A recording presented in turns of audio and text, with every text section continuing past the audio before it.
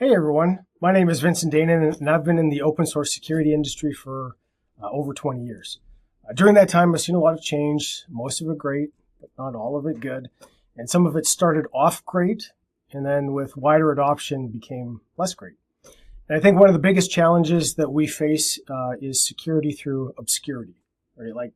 I'm not talking about things like binding SSH to port 53 instead of 22 or anything like that. I'm talking about complicated and confusing security and security terminology and how that can be.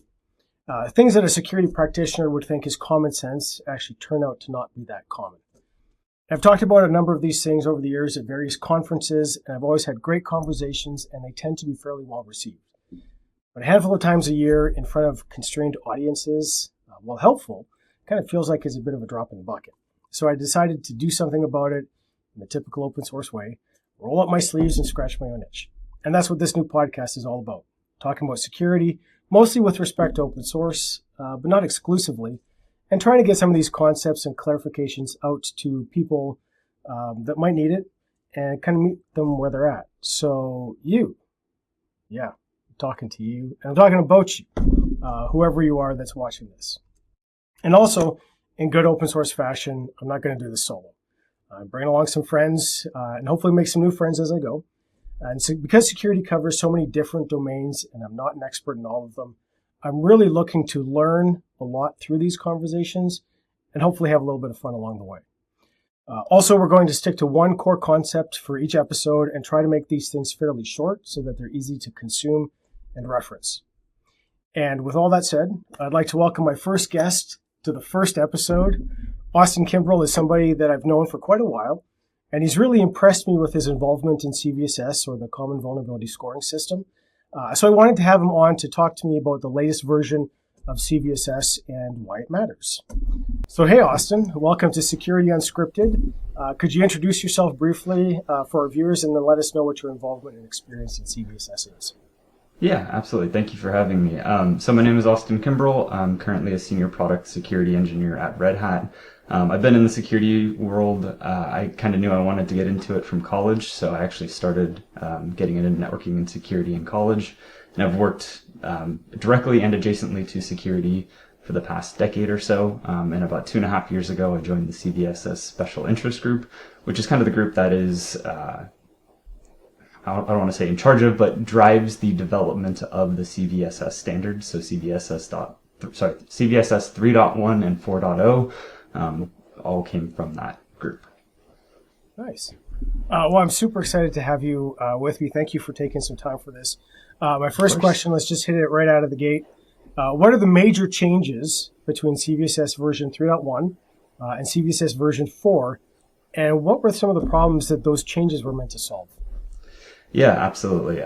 So we've increased the granularity in the base metrics, both in the number of options and the potential values within those options.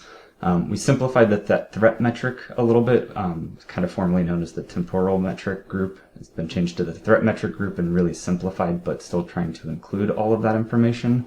And then we've tried to increase the emphasis on the environmental metrics and introduce the supplemental metric group, which I think a lot of people will be interested in because it includes a safety field, which is something that CVSS has debated including for a while, and so it's kind of come to reality.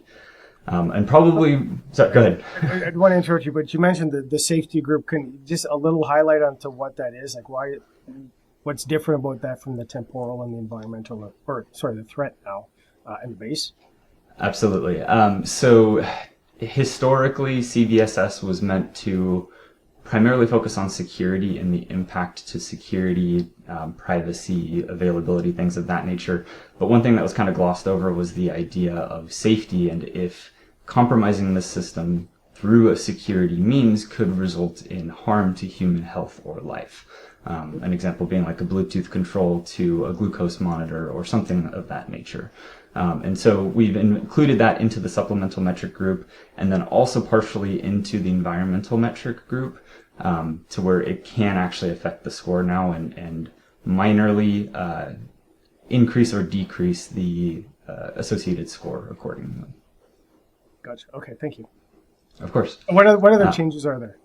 Yeah, so the probably one of the bigger changes is how the algorithm used to create the CVSS score is created. Okay. Back with 3.1, the mathematical equation or algorithm that went into generating that score was very, I want to say, procedurally based. Each value was given a score and a weighting, and how those all came together were plugged into an algorithm and out popped a score. With 4.0, we actually took a very different approach. We took a number of different metrics and values and had experts rank which ones felt like they should be more or less severe according to expert experience and how they've seen things out in the wild and things of that nature. And from all of that data, and it was a very large amount of data, don't ask me the specifics because I'm not that technically knowledgeable on it, but from all of that data, they went and created an algorithm based off of that, and then through some more discussions and tweaking, we kind of fine-tune that algorithm to be what CVSS 4.0 is today. Nice. So far, the feedback has been really good on it. I think a lot of people with 3.1 oftentimes felt that scores were just, the best way to put it is they felt wrong, whether they were a little high or a little low. And so far, the feedback on 4.0 has been that it feels better overall from experts in the field. And the only caveat being we're seeing scores trending up just a little bit, but there's also partially a reason for that, which we'll get into later. Okay, awesome.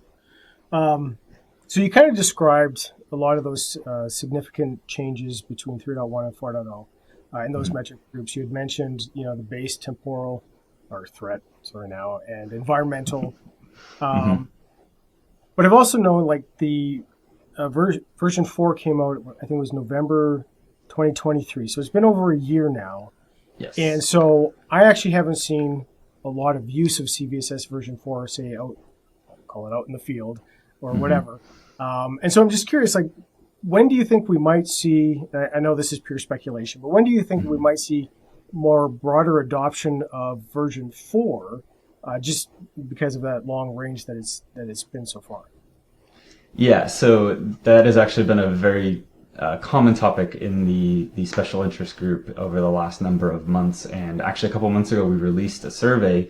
And I'll caveat this is not a scientific survey. We didn't get a representative group. It just went out over social media, email lists, First.org's website, and kind of word of mouth. And we asked people who use CVSS in whatever form or function to give us some information. And some of the stuff we asked about was, what version of CVSS are you using? Are you using multiple versions? Are you a consumer of CVSS scores? Are you generating scores? Things of that nature, to really just try to get a feel of what it's like out there in the industry.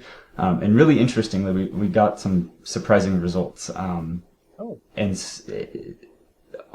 to start, a good example is about 25% of people are still using CVSS 2.0. So not even 3.0 or 3.1. So no. Sorry, you said 25% still using Yes. CVSS version 2. Yes, correct. So it's not me trying to dodge the question or shift the blame, but Sure. I truly believe in the feel that we get is uptake on 4.0 is just slow due to risk aversion. We have asked people to why, part of the survey was asking people to give us reasons as to why they have or have not upgraded.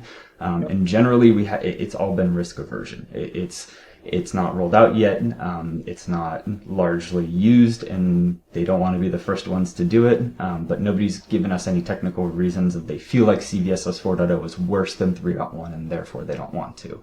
Another interesting insight too was, and I think this is something new to the security world in the last decade or so, is I think contract obligations play a big role in this too. I think a lot of vendors are having their clients or the consumers going and saying, we want things fixed based off of this score and this timeline, and in that is outlined a CVSS version of 3.0 or 3.1.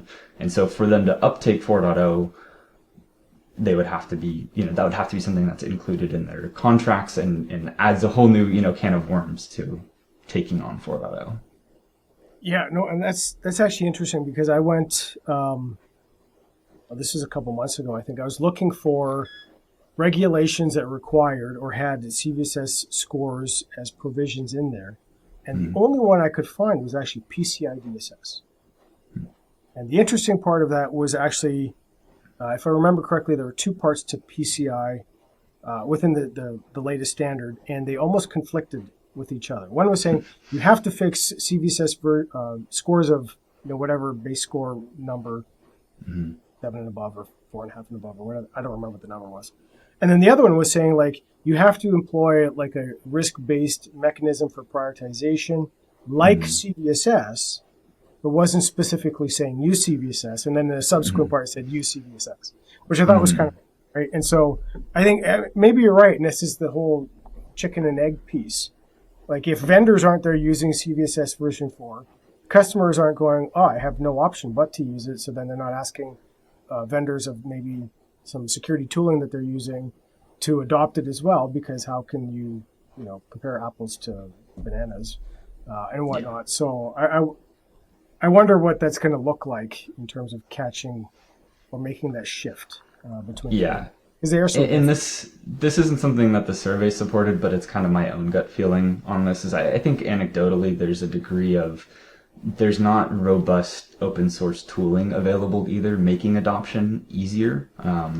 There is, of course, the calculator available and some tools that go along with it, but there's not a fully robust ecosystem of tools for version 4.0 where any old vendor or consumer can go in, grab it, plug it into their environment, and get it running. So I think that's a little bit of, as much as we want vendors to be the first ones to jump in and start taking that leap, making it easier for them is also something that would make that uptake happen a little bit quicker. And I don't think we're quite there yet, as much as the standard is kind of flushed out. I don't think all of the supporting parts are. Gotcha. Okay. I want to shift gears a little bit. Sure. So a lot of people think that CVSS base scores alone are useful to prioritize risk. And I have this conversation a lot with a lot of, whether it's customers or random people at conferences and whatnot. And the one thing that I keep pointing out is that CVSS version 3 documentation explicitly calls out that it's not meant for risk prioritization or risk determination, right? CVSS version 2 didn't really say anything one way or the other. So I think they realized, oh man, people are actually using this for a risk evaluation alone, when it's kind of meant to use the temporal or now threat and environmental metrics. And so I think first was like, oh man, we probably should put some documentation in here so people understand that. And here we are now. Version 4 is out again, like you said, not the greatest adoption yet. But we still see people, despite the fact that the documentation says don't use it for that, or a CVSS base score alone doesn't equal risk. Do you think that, or maybe not that you're representing first, but like being part of the SIG and whatnot, like what are some of the thoughts there around like how to shift that mindset? Because I feel like it's this thing that kind of like what I alluded to earlier, started off as a really great idea, and then it turned into something that was less great because it wasn't well understood. Yeah. That's, I think, a challenge with having a complex standard like this and having it boil down to what is essentially just a number. It's very easy to look at that number and take it as, oh, this is what we should be doing. But when you go into the technical specifications of the document, of the standard and the documentation that supports this, it gets much more complex. I mean, a great example is the intention of the base score is to score the vulnerability itself, independent, outside of any particular environment. And then the environmental variables should be used to override those values while still retaining the base score and that information to then make it specific to the vulnerable system itself. So the specific deployment in an environment, in an IT setup, out in the actual world. Right. So kind of like the notion of the same vulnerability in your production environment versus your dev environment are going to be have different levels of risk based on that. Right. And there's I think an inherent challenge with this too. The only way I can really describe it is I feel like there's an element of chaining vulnerabilities. and the scores that go along with that. And the way that the example I'll kind of give to that is, say a company inherits a vulnerability from open source. The open source vulnerability will have a score. Then you intake it into the company, and there's, how does the company use it? Is that going to get a score in and of itself? And then, okay, we go and apply that to each of our products. Each product then potentially gets a score of its own too. And then you go and if that's a vendor, for example, Red Hat does that, and then they go and sell their product to consumers, a bank, a healthcare system, whatever. They then have to go and say, okay, well, we've got this score from Red Hat for this specific product. How does that then score in our environment? Because an open network that is hidden behind a firewall is a lot less of a concern than a generic open-ended network vulnerability.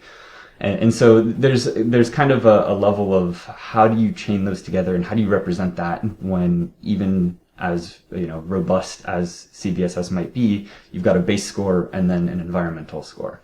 And then I think you have also the passage of time, which is where the temporal and the threat ones being like, at one point it's like, okay, this just came out, no exploitation is happening, unlikely to be exploited, whatever.